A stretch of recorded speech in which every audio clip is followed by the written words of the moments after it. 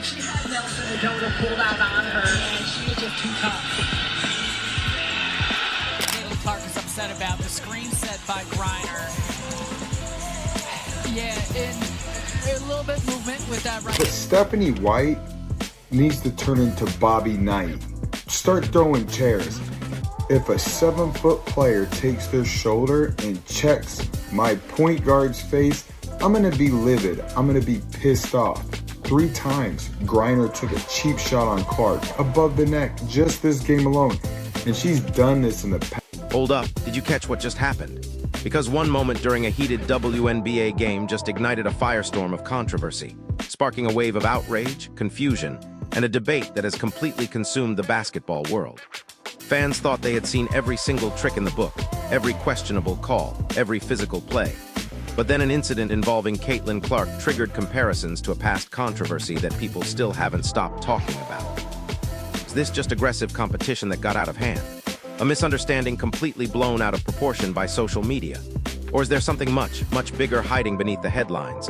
Something that reveals a deeply troubling pattern in how the league's biggest star is being treated? Because what the cameras caught, and what the officials didn't asterisk call, has everyone telling a completely different version of the story. And it points to a serious problem the WNBA needs to address.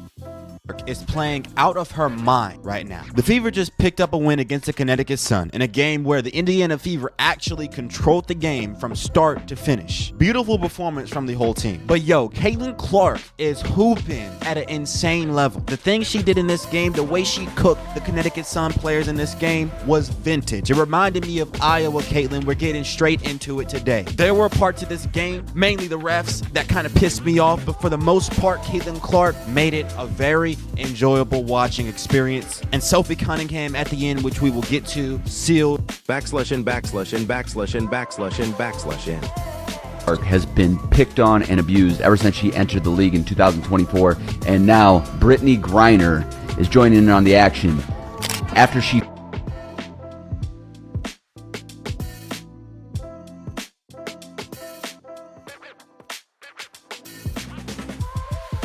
The most unbelievable, jaw-dropping part of this entire game wasn't the final score.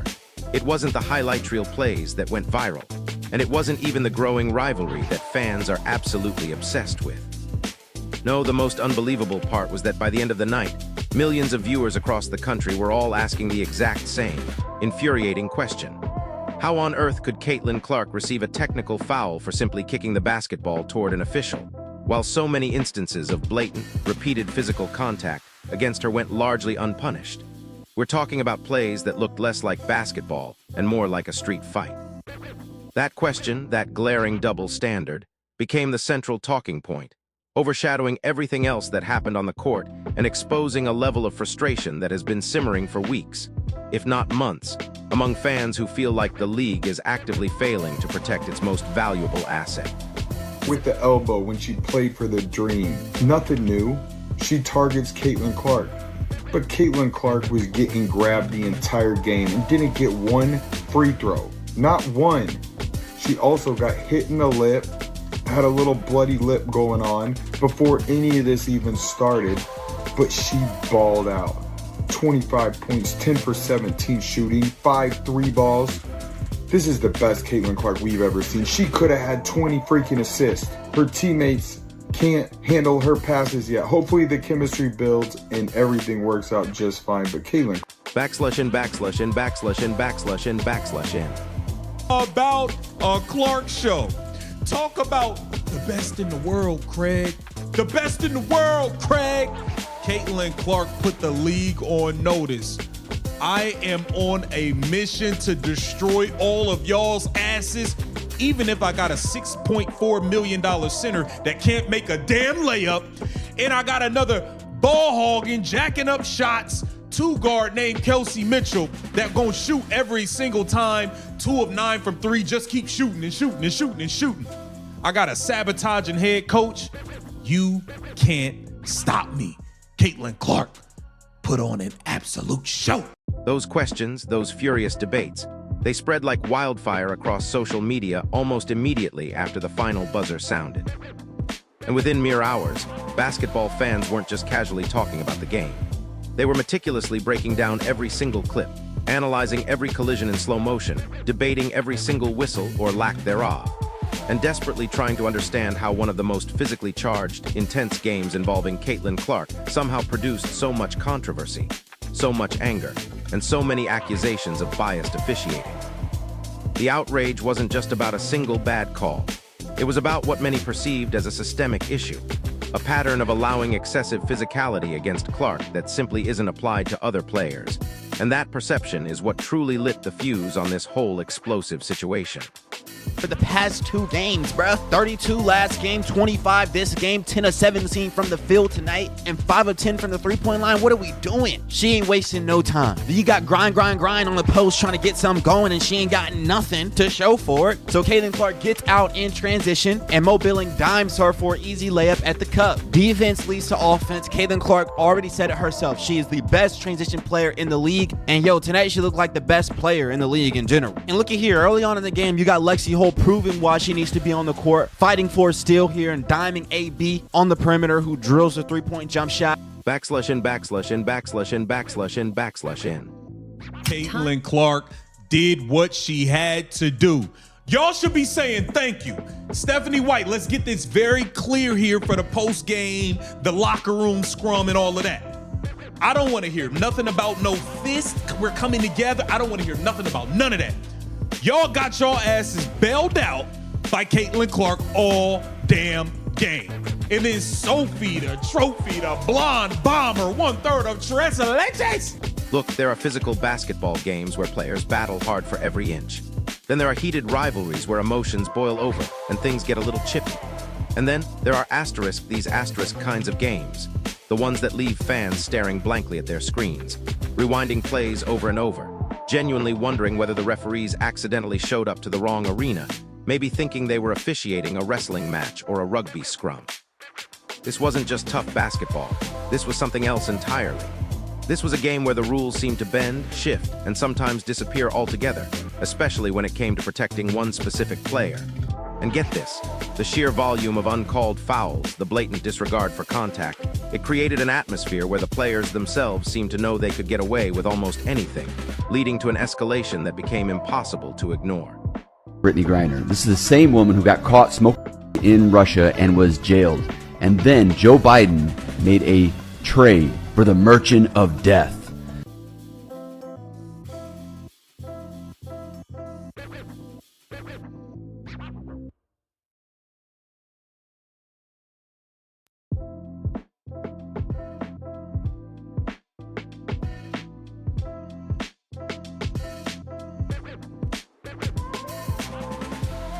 At one point, she was Backslash in, backslash in, backslash in, backslash in, backslash in.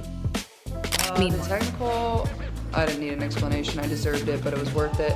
The delay of game made no sense. It felt like Tyler wanted to assert himself into the game, and that was ridiculous. So That unsettling feeling, that sense of a different rulebook being applied, was shared by countless people after watching the Indiana Fever take on the Atlanta Dream in a matchup that, by all accounts, should have been remembered solely for Caitlin Clark's absolutely incredible offensive masterclass. But instead, it became yet another frustrating, infuriating chapter in the ever-growing, increasingly alarming controversy surrounding the treatment she consistently receives on the court. By the end of the night, the consensus wasn't about her points or assists. It was about the bumps, the grabs, the shoves, and the seemingly endless parade of uncalled fouls that threatened to derail her performance, and more importantly, put her physical well-being at risk. This isn't just about winning or losing. It's about the integrity of the game and the safety of its players. Throughout the game, first quarter, I see nothing. Second quarter, I see nothing. Third quarter, nothing. Fourth quarter, she finally started shooting, fam. She went 4 quarters, well, 3 quarters without shooting, came in and shot like that. That's why I always say keep Sophie involved, man. Keep Sophie involved. But, man, this game was closer than it needed to be, y'all. Way closer than it needed to be. And shout out Caitlin, man. Look at this, 25 points, 10 for 17, and 5 for 10 from the 3 off no free throws. I was having a discussion with somebody. They was like, yeah, man, I see Caitlin getting points off of the free throws. I would rather her make her field goals. There it is, dog. There it is. I told you, Caitlin, she's going to cook up. All right, she's getting there. Once again, she's getting in that mode. I see it. But, this team have to hit those open. Backslash in, backslash in, backslash in, backslash in, backslash in. This way. Maybe if the referees called the games fairly and properly, we wouldn't have this problem. You wouldn't see her throwing her arms up in the air or her trying to get a call. She's not flopping. These girls are targeting her. It hasn't changed. Maybe it's calmed down a little bit, but not much from what I've seen. I'm sure when we watch the Commissioner's Cup, they'll be following the hell out of her. Listen, I understand that the college basketball that she was in was not as physical as the WNBA. I totally understand that. But there's a difference between street ball and basketball. By the final buzzer, social media was not just overflowing. It was practically drowning in clips, slow motion replays, heated debates, and one question that seemed utterly impossible to avoid. How on earth could Caitlin Clark be slapped with a technical foul for a minor act of frustration, kicking the basketball toward an official, while multiple dangerous, aggressive plays involving Brittney Griner appeared to go almost entirely unpunished? For millions of fans, the frustration wasn't new. It had been building for weeks, long before the final buzzer ever sounded in this particular game. Throughout the contest, Clark was relentlessly bumped, grabbed, shoved, and hit repeatedly while simply trying to run Indiana's offense, attempting to do her job. While physical defense is absolutely a part of basketball, and every great player has to deal with defenders trying to make life difficult, what absolutely infuriated so many viewers was the undeniable belief that the physicality crossed a very clear line from tough, competitive defense into something far more reckless, dangerous, and frankly, unsportsmanlike. Tested shots, right? Visine worked, clear eyes, in everybody's eye. Caitlin stepping back, giving people that CVS prescription work. Then you have Kelsey Mitchell stepping back, giving that Visine work. Come on, man, they were cooking. Tough shots in the paint, but I was like, man, it's not sustainable. Hit the open one. They had open looks after open looks in that second quarter, and they only came up with 17 points. I'm like, oh my goodness. Now they did hold the Sun to 9 points. They turned the defense up after we were getting bullied by a Dota. Y'all. Backslash in, backslash in, backslash in, backslash in, backslash in. Now listen to this part, because here's the kicker.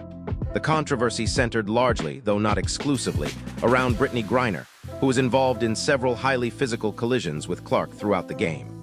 It was immediately and widely pointed out that this was not, by any stretch of the imagination, the first time Griner had been accused of targeting Clark with what many considered excessive contact. Previous matchups between these two players had already generated significant criticism and outrage after multiple incidents involving elbows to the face, hard fouls around Clark's head and neck, and seemingly intentional contact that looked designed to disrupt and intimidate.